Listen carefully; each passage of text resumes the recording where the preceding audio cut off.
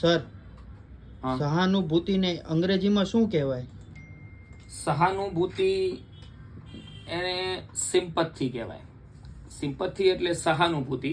કોઈ વ્યક્તિ કોઈ પણ પ્રકારના દુઃખમાં છે તો તમે એનું દુઃખ સમજો છો એવું બતાવવું તો એને સિમ્પથી કહેવાય.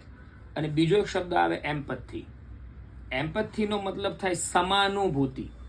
જો બંને શબ્દોમાં ફેર છે, સહાનુભૂતિ, સમાનુભૂતિ. સહાનુભૂતિમાં તમે કોઈ વ્યક્તિ દુઃખમાં, દર્દમાં છે, તમે એને દિલાસો આપો છો, એનું દુઃખ હળવું થાય એવો દિલાસો આપો છો, એને કહેવાય સિમ્પથી. અને એમ્પથીનો મતલબ થાય સમાનુભૂતિ. મતલબ એમનું દુઃખ જે છે એ જ તમારું પણ દુઃખ છે.